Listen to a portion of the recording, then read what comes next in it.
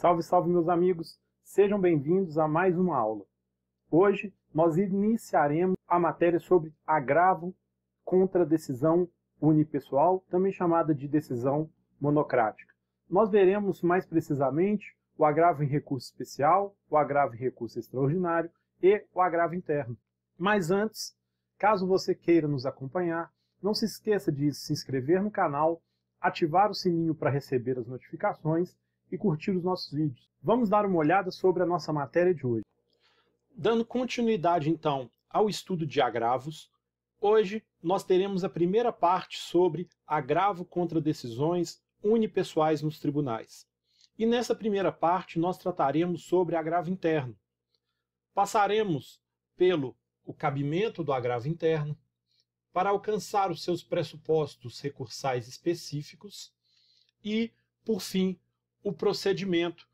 Qual é o procedimento a ser seguido após a interposição deste recurso e os seus efeitos, para assim fecharmos o estudo do agravo interno. Então vejam, o agravo contra decisões unipessoais nos tribunais faz parte ainda do nosso estudo sobre agravos, que começamos a estudar pelo agravo de instrumento e agora chegamos ao agravo interno. Dentro dos agravos contra decisões unipessoais, nós temos tanto o agravo interno quanto o agravo a recursos especiais e recurso extraordinário, sendo que estes últimos, o ARESP e a ARE, serão tratados na segunda parte da nossa aula. Vamos então dar início ao estudo sobre o agravo interno, mais precisamente as hipóteses de cabimento deste recurso. Muito bem, o agravo interno tem cabimento em duas hipóteses distintas, e eles têm previsões inclusive separadas no Código. A primeira delas é a mais clássica de todas, porque não é uma grande novidade do Código, então vamos tratar dela primeiro. Vai caber agravo interno quando pretendermos impugnar decisões unipessoais, as também chamadas decisões monocráticas, do relator. Como nós vimos, lá no artigo 932, o Código enumera poderes do relator. E, no exercício desses poderes, o relator pode tomar decisões, inclusive de provimento e não provimento, ou de admissibilidade e inadmissibilidade, de forma unipessoal, solitária, sem ter que levar isso para o órgão colegiado que está vinculado. Contra essas decisões, então, cabe o agravo interno. Então vejam só, o artigo 1021, que trata sobre o agravo interno, ele não faz restrição, de forma que, a princípio, cabe agravo interno contra todas as decisões do relator. Perceba-se que estamos falando de decisões, então são pronunciamentos do relator que possuem conteúdo decisório. Se não tiver conteúdo decisório, e aí estaremos falando de despacho, nem mesmo no tribunal vai caber recurso. Porque, como já dissemos, contra despacho não cabe recurso. Então, partimos do pressuposto que, primeiro, é uma decisão unipessoal monocrática do relator. E não existe, a princípio, restrição para recorribilidade por agravo interno. Vai caber, então, agravo interno contra decisões unipessoais que forem tomadas em todos os recursos, nas denominadas ações ordinárias, aquelas ações que têm início no próprio tribunal, assim como no caso de reexame necessário. Mas não é só isso. O Código, ainda no seu período de vacatio legis, passou por uma alteração legislativa que atingiu principalmente a parte de recursos extraordinários, os recursos especiais e os recursos extraordinários propriamente ditos. E nessa alteração criou-se uma nova hipótese de cabimento do agravo interno. Essa hipótese vai ser aplicada ou deve ser observada para quando houver negativa de seguimento ao recurso especial. Aqui nós precisamos fazer um esclarecimento. O recurso especial e o recurso extraordinário, ele é interposto, ou eles são interpostos, em segunda instância. Então eles serão apresentados perante aquele tribunal que tomou a decisão que está sendo impugnada. e ele é direcionado para o vice-presidente ou presidente deste tribunal. É então no tribunal, seja ele de justiça ou no Tribunal Regional Federal, em que eu vou interpor o meu recurso especial e o meu recurso extraordinário. Lembrem-se que o recurso especial é julgado pelo STJ, enquanto o recurso extraordinário é julgado pelo STF. Mas a interposição destes recursos acontece ainda em segunda instância. E não só a sua interposição. Depois de interposto este recurso, que, como eu disse, é direcionado ao presidente ou vice-presidente do tribunal, vai depender ali da organização do próprio tribunal em seu regimento interno, que vai dizer qual será o órgão responsável pelo juízo de admissibilidade. O que isso quer dizer, então? Quer dizer que eu vou interpor o meu recurso especial ou o meu recurso extraordinário em segunda instância, direcionado ao presidente ou vice-presidente, a depender ali do regimento interno, para que seja feito um juízo de admissibilidade. Os recursos especiais extraordinários, então, possuem dois juízos de admissibilidade, duas fases de admissibilidade. A primeira é realizada pelo próprio Tribunal de Justiça ou pelo próprio Tribunal Regional Federal, pela segunda instância. Enquanto que, caso admitido em segunda instância, o STJ e o STF irão fazer um novo juízo de admissibilidade. A admissibilidade, então, é bifásica. Ela acontece duas vezes. E é justamente nesse juízo de admissibilidade, ou seja, é a decisão do presidente que negou, ou do vice-presidente, que negou o seguimento ao recurso, e aqui a gente fala em negar seguimento, caberá agravo interno. Então é neste momento que nós estamos. Foi interposto um recurso especial ou um recurso extraordinário contra um acórdão do Tribunal Estadual ou do Tribunal Regional Federal, e esse recurso é dirigido ao presidente ou vice-presidente deste tribunal, ACO. E o presidente ou vice-presidente do tribunal ACO fará o juízo de admissibilidade. E a depender deste juízo de admissibilidade, pode ser cabível ao agravo interno. Vejamos só.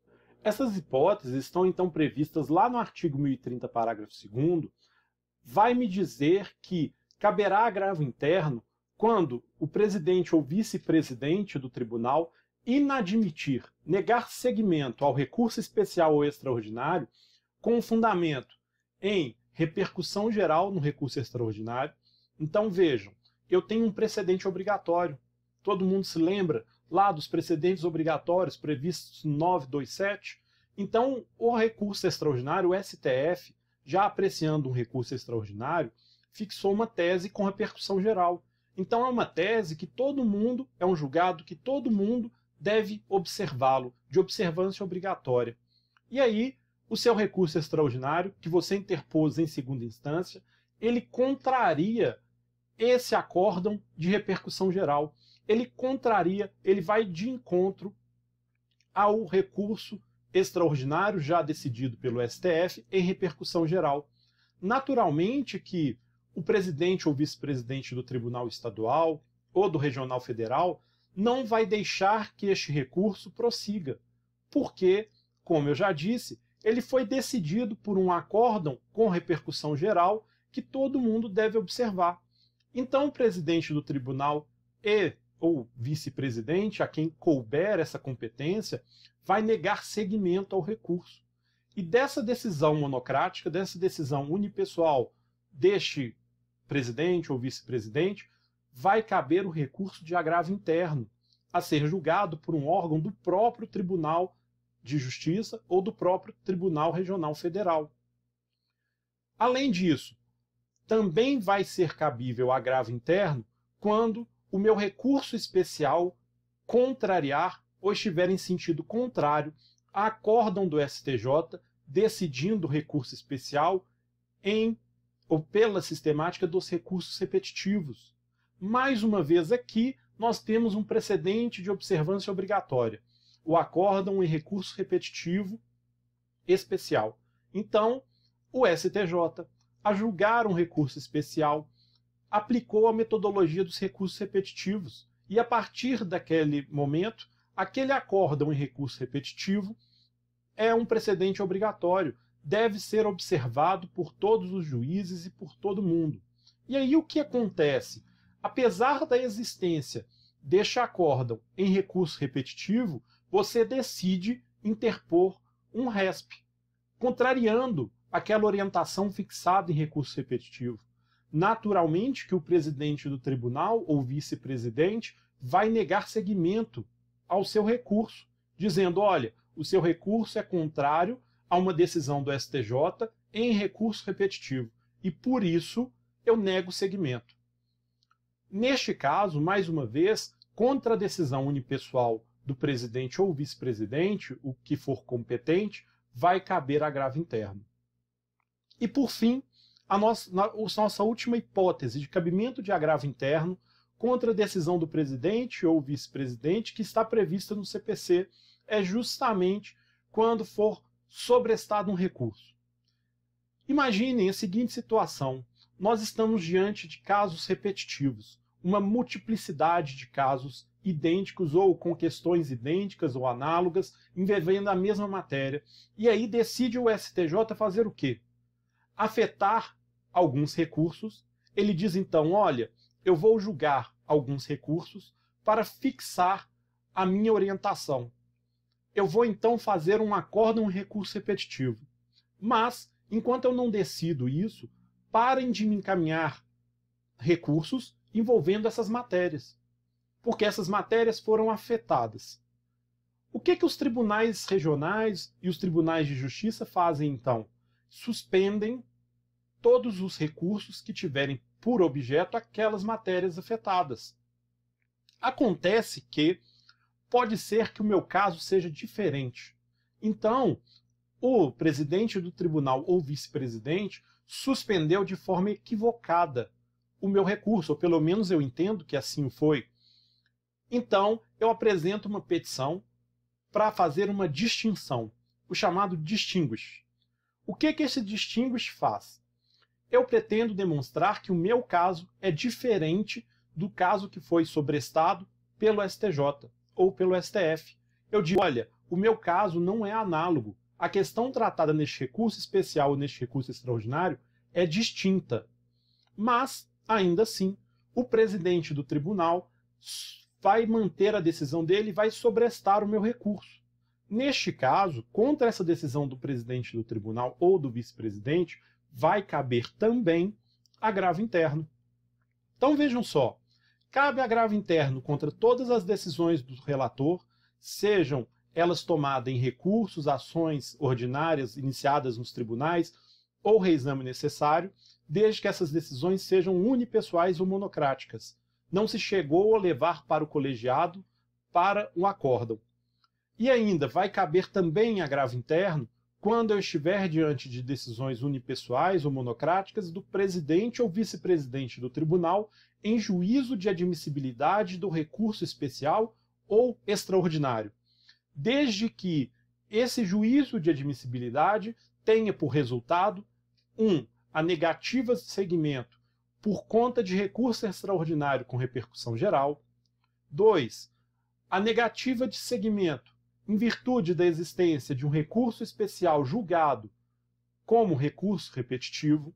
Ou terceiro, no caso de sobrestamento do meu recurso em virtude de recurso extraordinário ou recurso especial que determinou que foram afetados para julgamento por repercussão geral ou recurso repetitivo.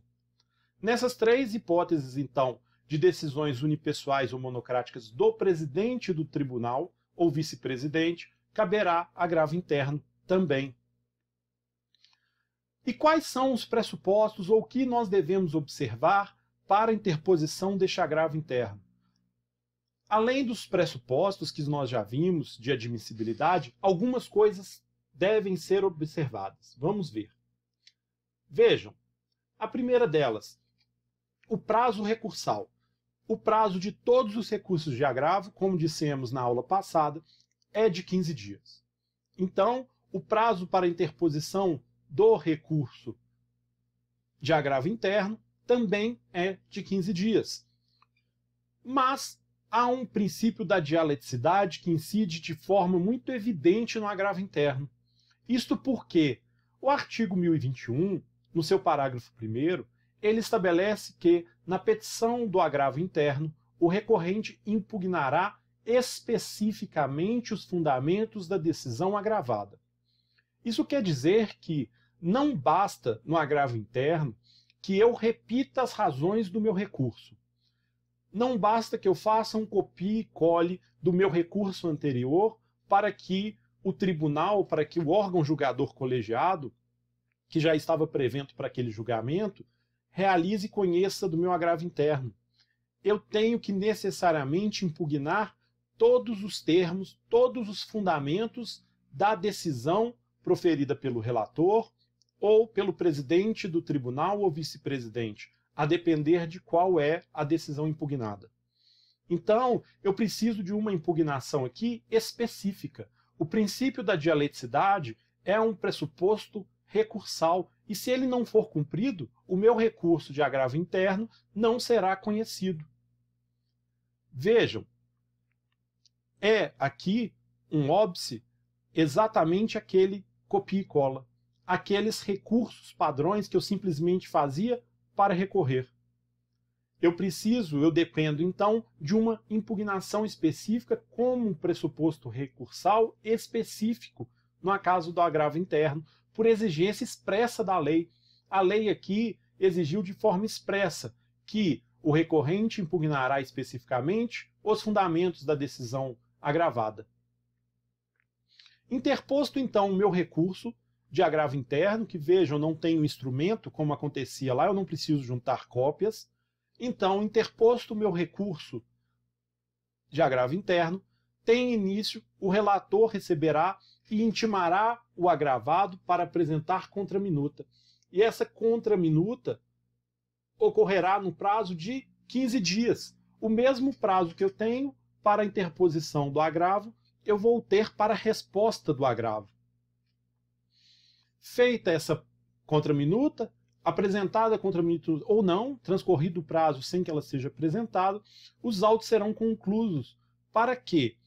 Para que o prolator daquela decisão, relator ou presidente, vice-presidente do tribunal, exerça o juízo de retratação.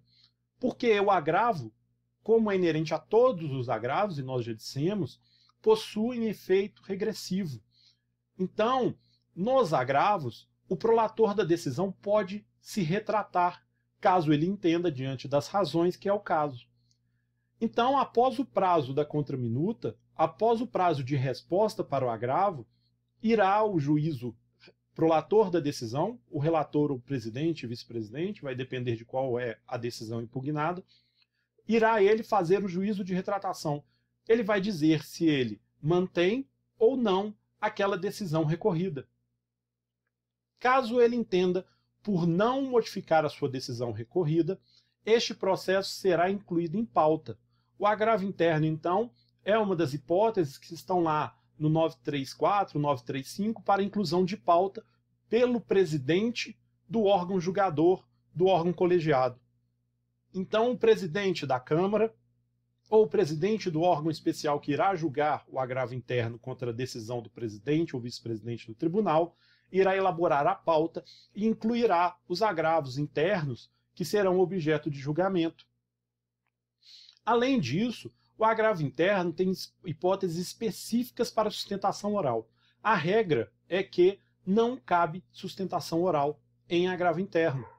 Então, no agravo interno, eu não posso fazer sustentação oral, ressalvadas 3 hipóteses, que são decisões proferidas em ações originárias no tribunal. Então, eu tenho um primeiro requisito, é que essas ações tenham sido iniciadas no tribunal, não sejam recursos. E aí, são as 3, ações, ação rescisória, mandado de segurança e reclamação. Mas, para que caiba a sustentação oral, além de, primeiro, ser ações ordinárias, estar em um destes rol de ação rescisória, mandado de segurança e reclamação, eu ainda preciso que a decisão impugnada, a decisão que eu recorro do relator, seja de extinção desta ação ou deste mandado de segurança ou desta reclamação. Ele precisa então extinguir. uma dessas três ações, e aí eu interponho o agravo interno, e nessa hipótese caberá sustentação oral. Nas demais, como regra, não cabe sustentação oral, mas a gente precisa relembrar que pode o regimento interno dos tribunais estabelecerem novas hipóteses de sustentação. Então, o que está previsto no CPC são essas hipóteses, mas pode o regimento interno do tribunal criar ou estabelecer novas possibilidades de sustentação. Feita a sustentação oral ou não, se não cabível, vamos falar sobre a decisão ou o acórdão propriamente dito. Isto porque, além de exigir uma fundamentação qualificada, ou desculpem, de uma impugnação específica, ao exigir do recorrente um ônus qualificado de dialeticidade, o Código também exige isso do tribunal. Isso porque o tribunal também, ou o órgão julgador, não pode simplesmente repetir a decisão recorrida. Ele precisa enfrentar a impugnação do agravo interno. Afinal de contas, o agravo interno, vejam, ele impugnou especificamente a decisão que está sendo recorrida em todos os seus fundamentos. Se assim o fez, é natural que a decisão deste agravo não pode ser igual. Ora, se eu estou impugnando uma decisão, como que o resultado de julgamento é a mesma decisão que está sendo impugnada? Então o Código veda expressamente esse copia e cola, que era muito comum antes dele, sejamos sinceros. Então, é vedado ao relator reproduzir os fundamentos da própria decisão agravada. Se ele for rejeitar o agravo, ele precisa trazer respostas às impugnações específicas do recorrente. Ele não pode simplesmente repetir o copia e cola de uma decisão. E o STJ reconheceu a nulidade dessas decisões que são copia e cola. Foi lá no recurso especial 1.622.386. O STJ deixou claro que é vedado ao relator limitar-se a reproduzir a decisão agravada para julgar improcedente o agravo interno, já que o novo CPC proíbe expressamente essa forma de decidir.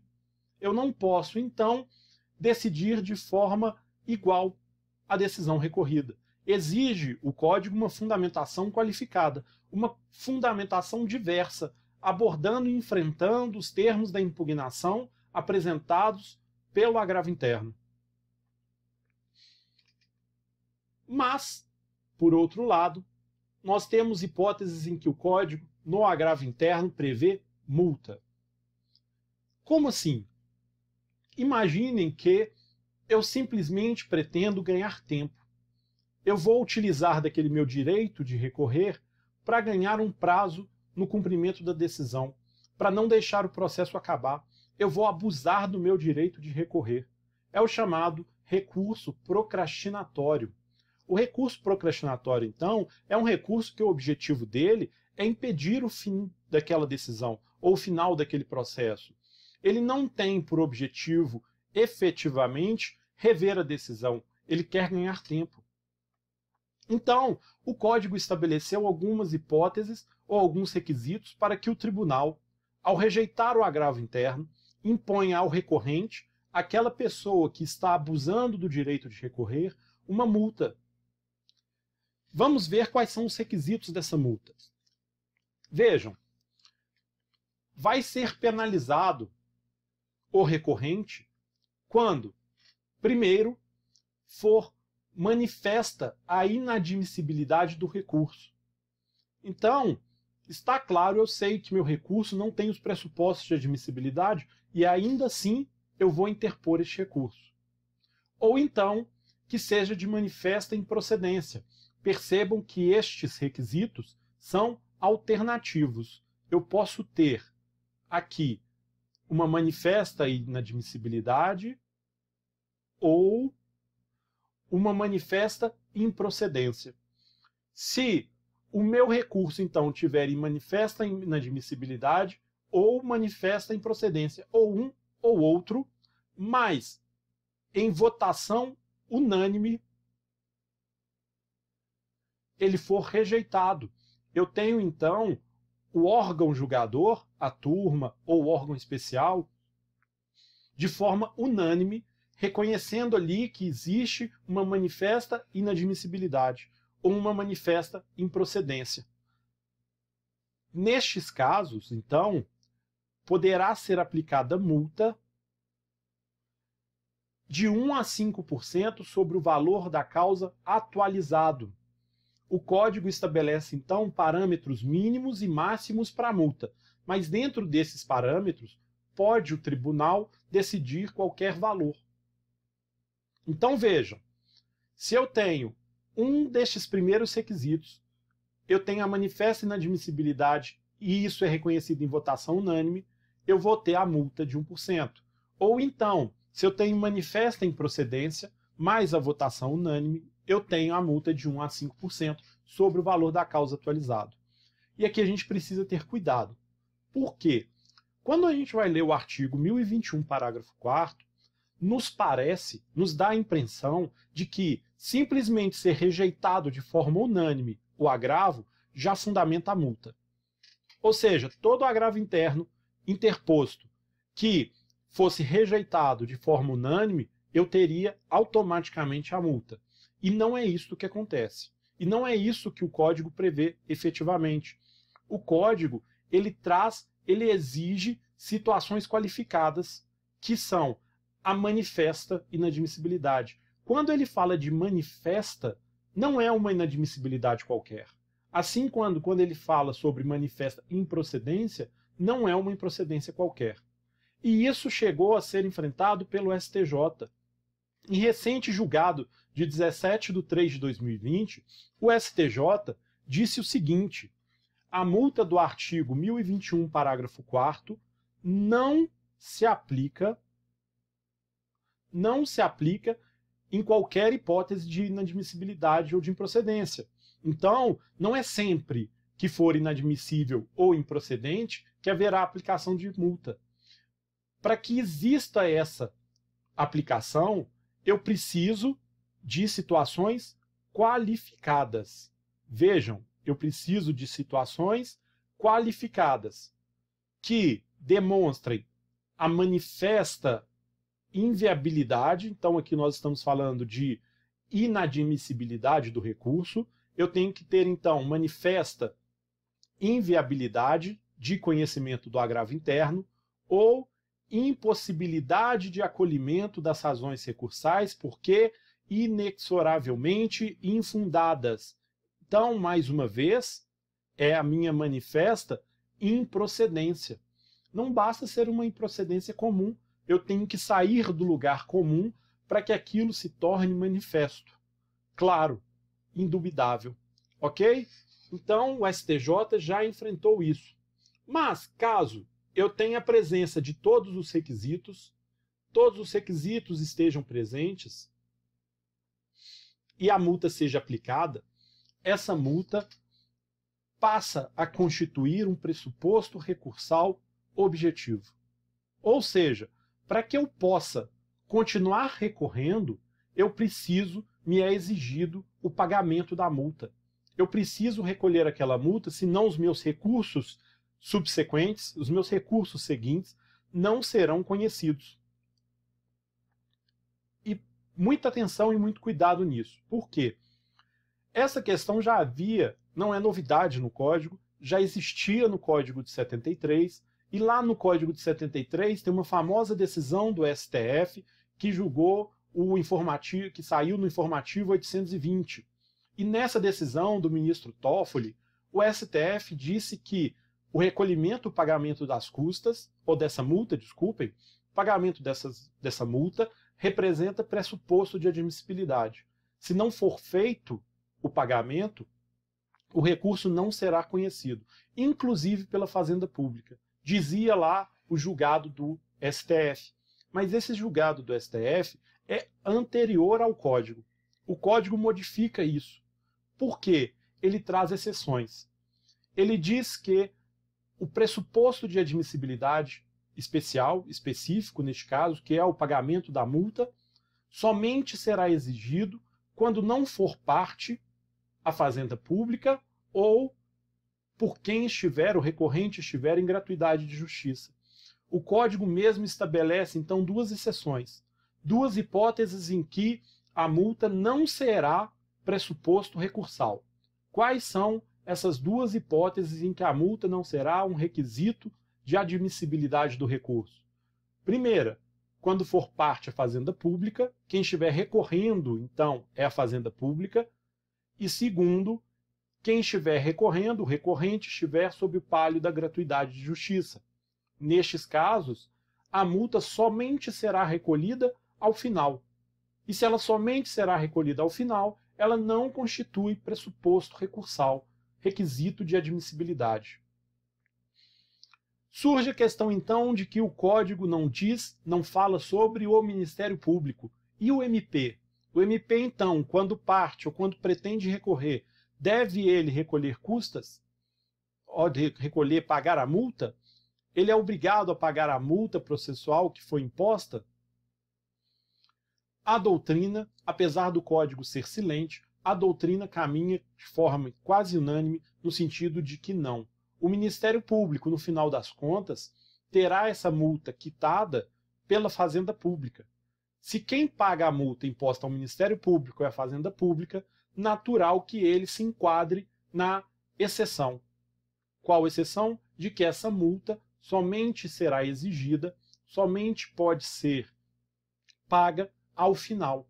O recolhimento será no final, não constituindo pressuposto de admissibilidade. E muita atenção também para decisões do STJ definem o cabimento dessa multa como pressuposto de admissibilidade, desde que na mesma cadeia recursal. Percebam que em um mesmo processo eu posso ter cadeias recursais diferentes. Imaginem que eu tenho aqui a petição inicial, que em seguida nós tivemos um pronunciamento inicial do juiz aqui. Então, no pronunciamento inicial do juiz, ele indeferiu a tutela provisória. Neste caso, a parte interpôs um recurso de agravo de instrumento. E neste recurso de agravo de instrumento eu tive uma decisão monocrática sobre a qual vai caber o agravo interno. Neste agravo interno é imposta a multa. E a parte não recolhe a multa, não paga a multa, não faz o pagamento de multa. Se ele apresentar aqui, então, um recurso especial, por exemplo, sem pagar essa multa, o recurso especial não será conhecido por falta de pressuposto. Qual o pressuposto recursal? O pagamento da multa. Mas, tudo bem, ele nem interpôs aquele recurso especial e continuou aqui no seu processo, prosseguindo aqui com os seus atos, para chegar aqui no saneamento e o juiz decidir sobre a inversão do ônus da prova. E contra essa decisão que inverteu o ônus da prova, a mesma parte que antes tinha interposto este recurso de agravo, vai interpor outro recurso de agravo de instrumento. E aí o que vai acontecer? Vai acontecer que vem o relator e não conhece do recurso por conta de pressuposto qual? O não pagamento desta multa. Vejam, essa decisão do relator aqui de não conhecer está correta por falta de pressuposto? Não. Porque nós temos aqui cadeias recursais diferentes. Vejam, é justamente isso que o STJ diz, que essa multa somente é pressuposto para os recursos subsequentes daquela cadeia recursal. Eu não vou tirar este recurso daqui, ou esse pressuposto, para aplicar durante todo o processo. Senão a parte nunca mais poderia recorrer. Então, a multa somente se aplica dentro de uma mesma cadeia recursal. Quando eu tenho cadeias recursais, então, distintas, a multa deixa de ser pressuposto para aquela cadeia distinta. Ela só será um pressuposto recursal na mesma cadeia em que ela foi imposta em que houve a multa. Ah, e como haverá então o recolhimento dessa multa? Essa multa, se não for paga no curso daquela cadeia recursal ou no curso do processo, ela pode ser objeto de cumprimento de sentença. Não tem problema, isso não importa. Isso não irá impedir que a parte recorra ou impugne outras decisões pelo não pagamento dessa multa imposta na cadeia distinta. Então vejam só, conforme decisões reiteradas do STJ neste sentido, a multa imposta no agravo interno representa um pressuposto recursal. Para que eu possa continuar recorrendo, eu devo pagar a multa, sob pena de não conhecimento do meu recurso. Por outro lado, se eu estou impugnando uma decisão diversa, eu iniciei uma nova cadeia recursal, aquele pressuposto não se aplica. Ele é específico para a cadeia recursal aonde a multa foi imposta. Então, em uma nova cadeia recursal, iniciada com impugnação de uma nova decisão, esse pressuposto não pode ser exigido. Eu não vou ter que provar o pagamento de multa para que o meu recurso seja conhecido, se o meu recurso está em uma cadeia recursal diferente. Com isso, então, nós encerramos o nosso agravo interno. Essas são as hipóteses e características do agravo interno. É um recurso sem maiores complexidades, um recurso tranquilo, pequenininho, mas que de muita importância para quem atua principalmente em segunda instância, porque ele é essencial para impugnar as decisões, tanto do relator quanto do presidente e vice-presidente, naquelas negativas de seguimento a recurso especial e extraordinário que tratamos, assim como no caso de sobrestamento do processo. Muito obrigado pela companhia, então. Nos vemos na aula sobre agravo em recurso especial e agravo em recurso extraordinário, fechando os agravos no Código de Processo Civil, para dar prosseguimento aí às nossas aulas. Fiquem com Deus e aproveitem. Ah, não se esqueçam, curta o nosso canal, deixe lá seu like e sigamos com fé. Um abraço, gente.